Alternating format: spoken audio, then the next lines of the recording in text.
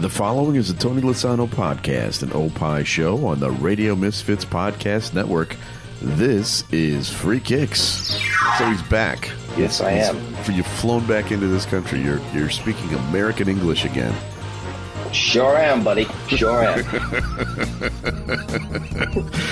Oh, God. I don't think I've ever heard you say that before. But we have a full report because Adam has been in England and went to a couple of games. We're going to hear all about that because it's time for Free Kicks. And now, Free Kicks. Free Kicks with Illinois Youth Soccer Association's Director of Coaching, Adam Howarth, and Rick Kemper. So the problem with doing a show about the Premier League when you're based in America, in Chicago, is that you don't often get to go to the games. In fact, almost never do you get to go to a Premier League match. And you and I went 5 years ago. We saw a Chelsea game. And then this past week, you got to see two games. I did. Tell us all about it. Yeah, and really it was two games plus a whole bunch of others. Obviously, within the academy, we was able to watch a bunch of academy games as well. But the two big ones, USA Women's versus England at Wembley, 78,000 people, Rick, at the game. Amazing. Unbelievable. Fantastic atmosphere. Did you ever think that women's soccer would get to that point in England? Never. Not in my lifetime, and it's just amazing how quickly it's come about. So kudos to everybody there involved to get all those people there. It was great to see so many girls watching the game, so many young kids at the game. Like where we were sitting, we probably had about a dozen young English girls screaming, "Come on, England! Come on, England!" So it was great. What a great atmosphere. Are they swearing yet at that? Are they swearing yet at that age? Not yet. Okay, but they're working on it. Yeah, right. Not yet. They were nice kids. They were nice kids. But the only problem with the game was it was a bit of a dire game. Yeah. Unfortunately, it was not the best. A 0-0 draw. Lots of subs and different players playing, so it didn't live up to the reputation. But I did get a nice, and I know you like your half and half scarves, but if there's one half and half scarf I'm going to get, it's the England-USA one, so it was good. Yeah, I'll give you that one. That one makes sense. Yeah. And it was the original. It wasn't the one that I bought on the side of the road for £5. It was a nice £20 scarf. So that was a good one. And then obviously the cream of the crop, Chelsea versus Aston Villa at the Bridge. Where I watched that game on television here. It was amazing. It was absolutely battered Aston Villa. Yeah. They didn't know what was coming, and it was such a great atmosphere.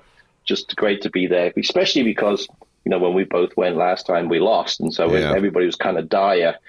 But after the 3-0 victory, everybody was flying. So it was nice to celebrate afterwards with a big win. So it was great. It was great atmosphere. You can see everybody so up for it, and since then they've won two more games. So Chelsea is on the up and up, and they're in second place, only 4 points back. Yes, that's right, exactly. So that team talk I did at halftime certainly sorted them out. So it worked out well. All right, I have two questions. Having been there, the first question is: did you learn any new songs? I did. And we'll have to play it the next one. It's a really good one, especially because it relates to Spurs, and it's great. Someone's a double whammy. It's pro Chelsea and anti Spurs. Mm-hmm. And they were singing it during a game against Villa. Yeah. Oh, yeah. Of course, it's the entrance. And the best part of it was there was a Spurs fan with us on the trip, so this poor guy was getting some grief. Oh, so I love it. It was, yeah. Then the second question is, did you go to that Chelsea bar afterwards? We just went to the pub adjoined to the stadium. So there's a couple of pubs there. So we just went to the one there. So it was nice. But the atmosphere was just as good. So it was awesome. But it wasn't the one where they had that great playlist and the great DJ. No, didn't have. Yeah, they had some good music. They were still playing some Madness and different things. The Pensioner is what we're talking about. So that was the one that we went to. But this one was Frankie's Bar, which is just affiliated to the stadium. So it's all good. It's all good. But we had a good time in there. So it's nice to celebrate with Chelsea fans. There's more than one pub in England? Yeah, there's a few of them. Yeah, huh. I don't know if you've ever noticed, but they pretty much have them on every single corner. No, I did not. No, so they're the pub is the Starbucks of the United Kingdom. Yeah, exactly. Huh. Yeah, I had to meet somebody for a business thing yesterday, and he goes, "Well, let's meet, in Arlington Heights at the Starbucks." And I looked at, I said, "Okay," and I looked it up afterwards. There's like 10. There's like 10 Starbucks in one town. That's right. Exactly. The one right opposite our office is quite a popular one. That's actually the one we went to. There you go. All right, so let's talk about what's going on in the league because, last time we spoke, Pep had just agreed to a new deal. And he said that he didn't care what happened as far as the sanctions that are coming, and something is coming. Yes. That he was going to stay regardless. But let me just read the story for you. The hearing into the Premier League's 115 charges against Manchester City has concluded on Friday. Mail Sport can reveal that closing arguments in a case with huge ramifications for English football were completed, with a 3-man panel now considering evidence before delivering a verdict. Now, here's the thing again. The verdict coming in a few months. Yes. How long does it take to do this? Well, they've got to check with everybody. Yeah, it's definitely being drawn out, and I think, as you and I know, there's going to be some ramifications. We just don't know how serious it's going to be. And I think I like the quote from Pep when he talked about what he's accused. If we're in the conference, which is the 5th division, so that's out of all of the divisions. Yeah. They'll work their way back up. So I'll give them credit. I'll give them credit because they will work. They'll be able to work their way up. They're just going to have to do a Wrexham, right? So that's the only thing. Yeah. But arguably, why is it taking this long? We don't know. It's just they're trying to appease. It's going to be somewhere in between. There'll probably be a big fine. They'll probably get relegated, and then they'll have to deal with it. That's probably what's going to end up happening. So, I doubt that. I have a funny. They may take away a championship or two. Yeah, but I'd be very surprised if they actually send them down. Well, you never know. Has that ever happened before? Have they ever? Oh yeah, numerous times. Yeah, it's happened before. Yeah, definitely. Numerous times it's happened. Different groups have done it. Rangers in the Scottish League had to deal with some relegation.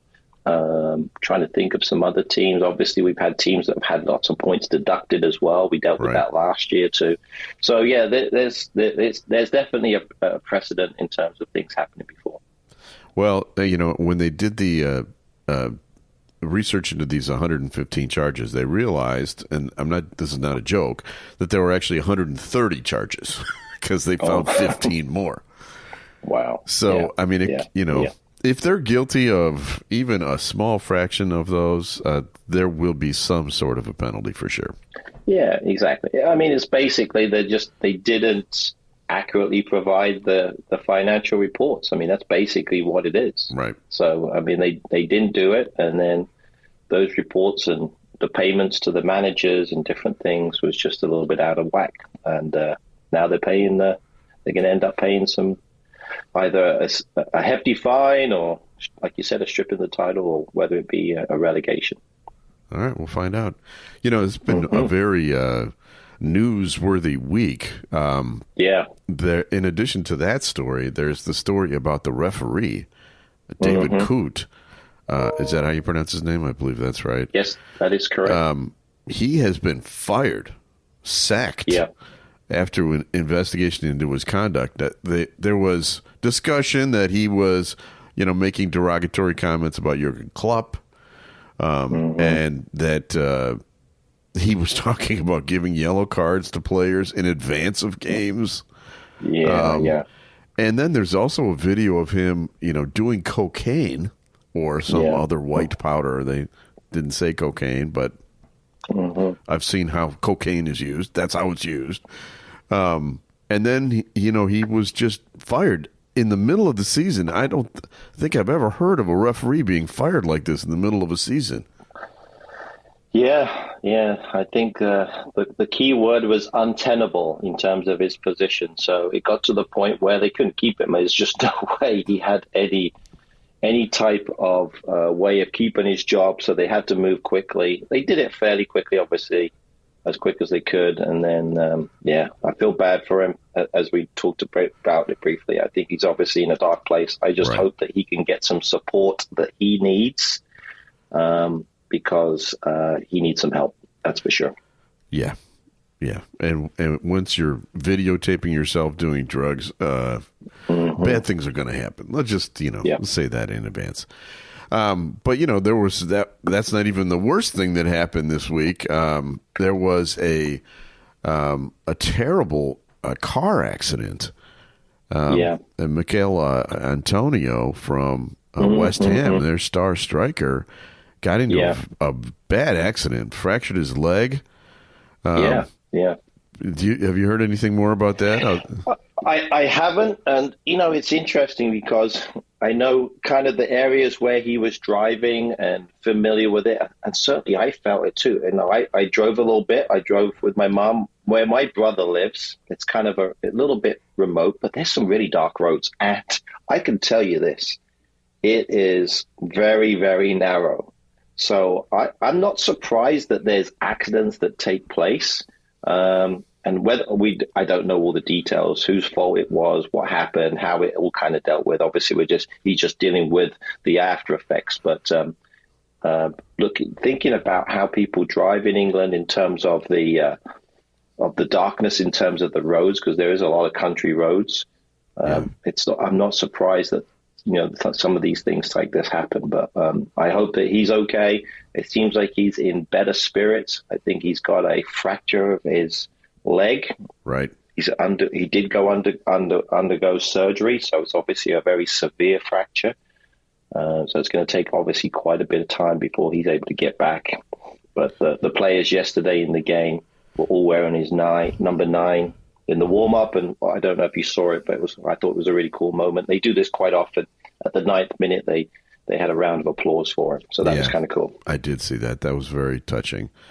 By the way, this is not his first accident. Oh, really? A few years ago, crashed up his Lamborghini. This time it was only his Ferrari. Okay. But it was in Epping Forest, Essex. Which is that a pretty remote area, or? I would say it's remote. I think there's probably some country roads out there in that area. That's probably, again, I'm not sure of all the details when it took place, but certainly if it was in the evening, if it was dark. Actually, it was lunchtime. It was lunchtime. Really? Yeah. Okay. And it was a one-car crash, so there's no other car involved. But gotcha. Yeah. Wishing him the best. Yes, an important definitely. player for Jamaica too. It's a tough one. Yeah, I think he's West Ham's all-time leading scorer in the Premier League. So to lose a player who could score goals for him, it's a big loss for them for this year for sure. Right, and he's not the only player that's been injured. Christian Pulisic, which is this is another story for the U.S., has a torn muscle in his right calf. It happened in an AC Milan game. He's out till January, it says, but it's got to be longer than that for the torn muscle, don't you think? Yeah. Again, we're not sure all the details. You're right. I mean, if you tear a muscle, that's got to be a few months, I would think. I mean, now the only good thing is often a lot of the Italian league and certainly German league has a little bit of a winter break, so that might help him a little bit. And then also from a personal standpoint, from us in terms of a US, they don't play again until March. So it's not going to be, he should be back by then, I would think. But like you said, you would think with a torn muscle, it's going to take a little bit of time, not just a month, that's for sure. But the other good news, heal quick. The other good news is that as the host of the next World Cup, the U.S. automatically qualifies. Yes, that's right. Yeah. So he should be okay for the World Cup. We don't have to worry about losing games in the, the qualifiers because we don't need to win those. That's right. All right, one last thing. Heavy news this week. Lots of stuff going on. The other thing I just saw is that the three big stars at Liverpool, Mohamed Salah, Virgil van Dijk, and Trent Alexander-Arnold, all three of them are free agents at the end of this year. And according to a source that you call rubbish, which is, I wouldn't say rubbish. I only checked the BBC. Okay, again.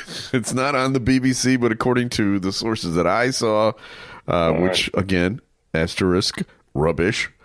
All three of them have been offered 2-year deals. So that would be great news for a Liverpool fan. Liverpool still, as we sit here, sits at the top of the table. They have a 4-point lead. Apparently, their derby against Everton was canceled this past weekend for weather reasons, which doesn't happen very often. Must have been really bad. Storm Darren. I love that name. Storm Darren was the one that was going through the northwest of England. So they don't really have hurricanes in England, but they'll have some pretty severe storms. And actually, when we was in England, there was a lot of flooding. Actually, a lot of rain. They got a lot of rain during that period of time. So I can see how that had an effect. But yeah, they missed out on a game, but that's okay because Chelsea got closer to them.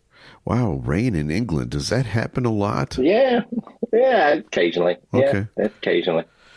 How was the weather when you were there? I mean, other than the flooding. Only the last day was a little bit of rain, a slight rain. I would call it probably more of a kind of a slight amount of rain. It wasn't really, really hard. Like a drizzle? Sure, but like a light drizzle is probably what you would say. Okay. And then for the most part, it was a little colder at certain times, but for the most part, we had pretty good weather. Lots of sun on a couple of days when we were watching training sessions, and certainly when we went to the Chelsea game was quite nice too. And the temperature? Yeah, probably 40s, 35s, 40s. That's not bad. Yeah, not terrible. No. Okay. Well, we're going to get more on that trip in here in just a few minutes, but I promise a weird stat of the week every week. And I was just curious about the VAR and how that's been going this week or this year so far. And according to the latest statistics, as we're reporting here on December 10th, there have been 14 VAR decisions that lead to goals so far this season. There have been 11 penalties awarded from VAR. 8 of those scored. There have been 5 goals that are ruled out for offsides, and there are 4 that are goals awarded after an incorrect offside. So, that's actually quite a bit of differentiation. Imagine the difference without VAR in those games. Oh, no question. Would be definitely different. And in fact, I don't know if you saw this. Last week, Patrick Kluivert's son there, I think, I always forget his name. I think it's Justin. I think Kluivert, he scored 3 penalties. Did you see that? Yes, I did. A hat trick of penalties. Right, exactly. Which is, I don't think I've ever seen that before, actually. No, me neither. There also have been 6 red cards that were handed out after VAR took a look at the situation. Wow. So, it has had an impact. And there are the teams that had the biggest impact. There are really 4 teams that have had a positive impact from VAR. Newcastle +5. Okay. They're the top in the league. There's Crystal Palace, Manchester City, and Tottenham, all positive. Here are the teams that have been affected most negatively. Arsenal, Everton, Ipswich, Liverpool, and Southampton all have negative team. So interesting. That's your weird stat of the week. And Free Kicks is brought to you by the Illinois Youth Soccer Association. Illinois Youth Soccer has been proudly serving the Illinois soccer community since 1975 and has a strong history of credibility. Illinois Youth Soccer is a non-profit corporation, official state association, and charter member of U.S. Soccer Federation. Charter member of U.S. Youth Soccer, administers U.S. Soccer Federation coaching programs, the Olympic Development Program, and the U.S. Soccer Federation referee programs. For more information, go to illinoisyouthsoccer.org. Okay, now tell us a little bit more about some of the stuff that you saw there at Chelsea. Yeah, so it's great. So we was able to spend a good 5 days there, which was fantastic. So thanks to Chelsea, the international department, the group there, especially all of their help, and really made us feel at home. We was able to walk around the grounds, be able to watch training sessions, 15s, 16s. We actually got to watch a under 18 game, Chelsea-Tottenham. Woohoo! That was good. At Cobham? So that was quite nice. Yeah, at Cobham. And then they also watched the under 15s, under 16s game as well. Under 18 game was fantastic. So ended up in a draw. I think Chelsea let them come back. It was interesting, similar to the game this past weekend. Chelsea went down early 2-0, then came back. So talk about kind of a very similar to what happened, although it ended up in a draw.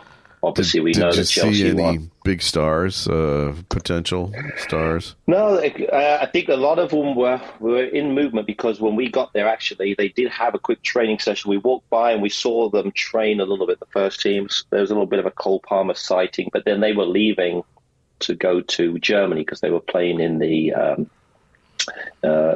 Conference League. Right. So we kind of missed them. So yeah, they were kind of in and out most of that time. But great atmosphere, especially in the grounds, getting to watch the players and the kids, and certainly getting a good overview of how they do it, both on the men's side and then also on the women's side too. So we had some really good meetings with the women's academy, and also get to spend some time with their under 18 coach. So yeah, it was certainly always a highlight. For me personally, just because I have so much invested into that club in terms of my heart and time and everything else. But I think the 8 other people that were with us, and we had a good representation of Illinois, Missouri, Arkansas, Ohio, that were able to see what takes place. So it was overall a very good trip. Now that the Chelsea women, they're like a powerhouse, aren't they? Yes, yeah, absolutely. Obviously, we know that, what was kind of nice that the former Chelsea manager is now our U.S. women's manager. Right. And so that was kind of cool to see her back at Wembley. But yeah, so they haven't really stopped. They've been doing very well. They have a new coach, Sonia, who is from France, and they're doing a fantastic job with the team. I think they're riding high, the top of the WSL, which is the Women's Super League, which is the top division. So nothing's really changed too much. So they're doing very well. Okay. Well, that's exciting. People that have never been on a trip like this, it's hard to describe how much access you're given in a situation like this, where they actually let you sit in on the meetings and watch the training sessions while they're happening. It's really for soccer fanatics or soccer coaches. There's nothing cooler. My brother is still talking about the trip that we went on with you 5 years ago. He's awesome. Still talking about it. All right, it is time for another feature. Time now to guess the Premier League star. Okay, this one I've chosen on my own. So okay, good. No Sean interaction. It's good. So it's actually a true star. It is. Yeah. He is 28 years old. All right. So he's been around, and he's a defender. Now, he has played more than 200 games for his current club since 2017. And it's really the only Premier League club he's played for, although he did go out on loan briefly to Aston Villa in the 22-23 season. So, but then he went back to this club. Okay. He plays for his national team. And that team is not England. Okay. That team always wears red and white. The national team. And it turns out also his club team wears red and white. They wear other colors too because, you know, it's all about marketing now, Adam. Mm-hmm. It's all about you got to have like 5 different kits, and so you can't. You turn on a game and you see like a yellow team playing against a purple team. You have no idea who you're seeing. His brother Philip is also a professional player, but not in England. He's a goalkeeper in Poland. Really? So he plays on the Polish national team. Correct. Okay. But he was not. So would he be playing with Arsenal? Nope. His current Premier League team plays on the coast. Okay. So they play on the coast. They wear red and white. So we've got to be, I'm guessing, they're playing with Southampton, right? So would I be close there? Yes. So they also play in the basement of the league. They play in the basement of the league. Well, I'm just trying to think of who that might be. And he's kind of been around a little bit. I think if I remember, he has played a long time with Southampton. Yeah. Okay. Yeah, I wasn't sure. So my guess is Jan Bednarek. That's it. Now, not really a star, but, he plays for the national team. He's been around forever. Everybody knows who this guy is. Yeah, it's funny because you're absolutely right. I know of him, but that's about it. Yeah, right. Exactly. Exactly. I mean, you don't know him too much. And also, all the time I spend with my Polish associate, I don't think he ever talks about him, to be honest. So wow. That's how much of I don't think he talks more about Matty Cash than he does of Jan Bednarek, that's for sure. And even Arsenal's defender, who doesn't play that much, Peter, what's his name, Vilevek. If I could pronounce Polish names, I'd be really good. So, right. But yeah, he's also talks a little bit more about him. Kivor. Jacob Kivor. I'm sure I mispronounced that. But I think we talk more about him than I do with Bednarek, and probably Bednarek plays more than what he does. That's for sure. I know he's a starter on the national team. So yeah. Interesting. All right. Well, it's time for another feature. Now time for Adam's Weekend Soccer TV Tip. So we're back in the saddle. We're entering into a dream era of soccer fandom, and that is as we're heading towards the festive fixtures. There's just a gazillion games on.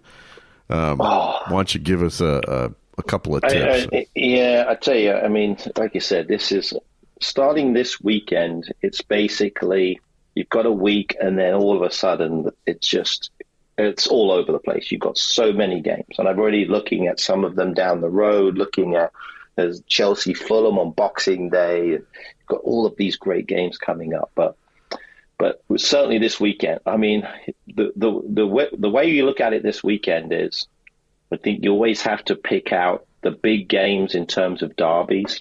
Yeah. So there's not – I would kind of call this a little bit of a derby. On Saturday, that's Nottingham Forest and Aston Villa, kind of in the Midlands area. Okay. So that would be a good game to watch. That's a good one. Wow. Yeah. And I think that would be a good one. But I think really the only game that's going to probably stick out for everybody is going to be the big one, certainly in the morning. Manchester City at home against Manchester United. I mean, that's the game that I think everybody's going to be watching. That's a proper derby. It's a proper derby. Obviously, Man City, all kinds of trouble, trying to get back up the league, trying to chase Liverpool and Chelsea. We didn't even talk about this, but they only managed to draw again this past weekend. I know. When you look at where they're at and you look at their last, I look at their form, 1, 2, 3, 4, 5, last 6 games, 4 losses, 1 win, 1 draw. I don't think I've ever said that before about Manchester City. Unbelievable.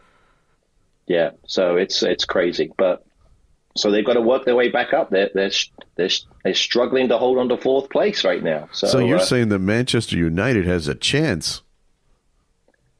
Well, I think they have a great chance. I do too. And I think this is, with the new manager, I think he's trying to work things. I think they were a little bit unlucky against Nottingham Forest on the weekend. I think, again, but their biggest issue is it's not so much the other team, it's their mistakes. Right. It's just they're certainly making lots of mistakes, and it seems like Man City are doing the same thing. So that's why it might be an interesting game to watch. So definitely 10:30 in the morning on Sunday, definitely worth a watch. Okay. Well, Free Kicks is brought to you by the Green White Soccer Club. Celebrated our Christmas. We had our Christmas party last weekend. It was fun. We had 40, 50 people at the clubhouse and enjoyed some spirits and good cheer. Green White's been around for 68 years, and 2 of the guys that founded the club, or 2 of the founders, were at this Christmas party. They're still around. Wow. That's great. Yeah, that's I think 4 of them altogether are still around. Amazing. Anyway, if you're interested in joining a soccer club, this one is one with great tradition, goes back 68 years, greenwhitesoccer.org. All right, we have people to thank. We need to thank our executive producer, Tony Lasana with Opie Shows, and also Ed Silla, the distributor with the Radio Misfits Podcast Network. Great Talk Radio isn't dead. It just moved to a better place, RadioMisfits.com. And are we going to be back again next week? We certainly will. Okay, we'll be back again next week with a brand new episode of Free Kicks. The proceeding was a presentation of the Radio Misfits Podcast Network. Find our other great shows on iTunes, Stitcher Radio, and at RadioMisfits.com. Thank you. This has been a presentation of Opie Productions. Tony, can you shut up? Radio Misfits promo take 24. Guys, we are part of Radio Misfit Podcasts Net. Radio Misfits, you idiots. We are part of... I didn't really make it intended to be a tongue twister. I know. We are part of the Radio Misfits podcast. Promo 26. I'll be here all day. We are part of Radio Misfit Podcast Network. And close enough for government. Yeah, close enough, huh? Let me say it. Radio Misfits. Douchebags who can't speak. Hear it on the World Wide Web.